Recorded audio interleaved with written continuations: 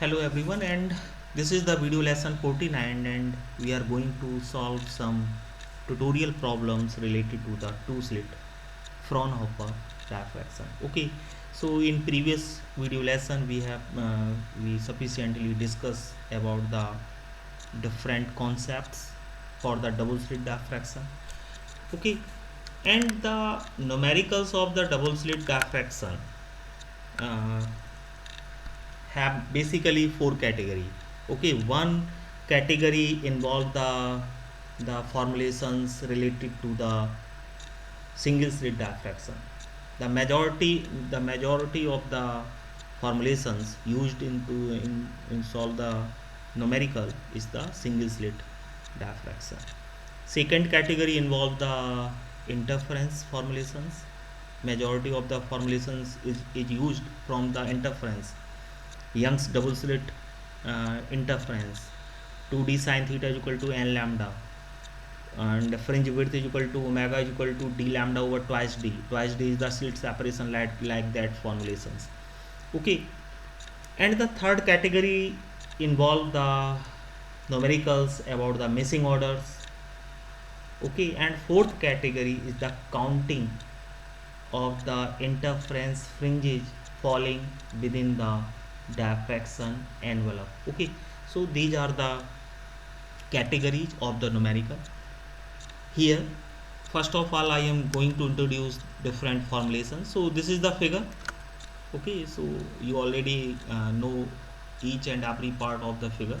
So this is the experimental line. Here, this is the screen, and the location of any fringe. Okay, the location of any fringe, any type of the fringe, either it is diffraction maxima or minima, or it is interference maxima or minima, anything else is calculated in terms of theta. Okay, so this is the line of experiment. So this is theta is equal to 0, and from this point we calculate the location of the fringe on the screen. Okay, so first of all, this is the intensity formula. We can also calculate the intensity of the fringe at any point on the screen by knowing alpha and beta value. Okay, in term of a square is the I naught, so we can calculate the intensity in term of I naught by knowing alpha and beta value. Here alpha is given by this value and beta is given by this value. So by putting the different data, we can solve the problem and we can find the intensity at any point on the screen. Okay, so in this formula, a sine beta over beta square is the intensity due to the single slit diffraction, and the maxima equation is the E sine theta is equal to plus minus n lambda. Okay, so this is the diffraction minima. However, the maximas are of two types. One is the central maxima. This maxima is given by theta is equal to 0 formula. The secondary maximas are found at beta is equal to plus minus 3 pi by 2. That means odd multiple of pi by 2. So we may write beta is equal to plus minus odd multiple of pi by 2. So by putting the value of beta, we can obtain this relation satisfied by all the diffraction maximas, secondary diffraction maximas on the screen. Okay, now let's see the cos square alpha term. It is the interference term. So slit separation is E plus D here, and many time we take is 2D. Okay, so cos square for minima, cos square alpha is equal to 0. That's why we can write alpha is an odd multiple of pi by 2. So by putting the value of alpha, we can obtain the direction of interference minima from the experimental line. Okay, maxima are given by this relation. Okay, cos square alpha is equal to plus 1 is the maximum intensity of the interference. This gives the integral multiple of pi. Okay, so by putting the value of alpha here, we can find the relation, we can find the formula for the position in terms of theta of all maximas on the screen due to the interference by putting m is equal to 0, 1, 2, 3 like that. Hence, It is clear that the angular separation between any two consecutive maxima and minima is always given by lambda upon E plus T. Okay, so this is like the angular width. Hence, there are equidistant dark and bright fringes due to the interference. Okay, so now this is the concept of missing order, which we already explained you in the previous video lesson. So whenever these two conditions are simultaneously satisfied by any point on the screen, that particular maxima of the interference is found missing. Okay, so missing order is given by n is equal to plus minus m e plus d over e.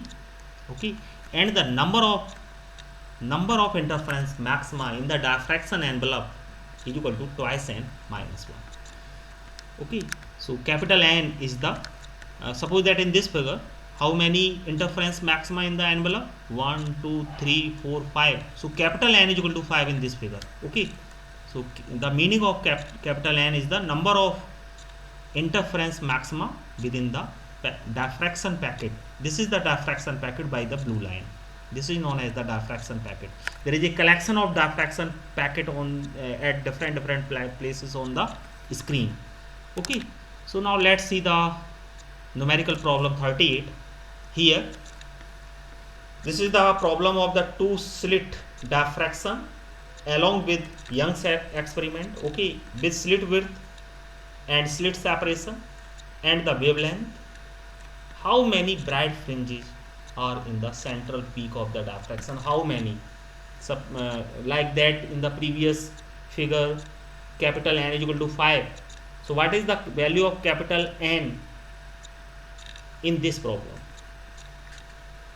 Okay, so let's put the data. So diffraction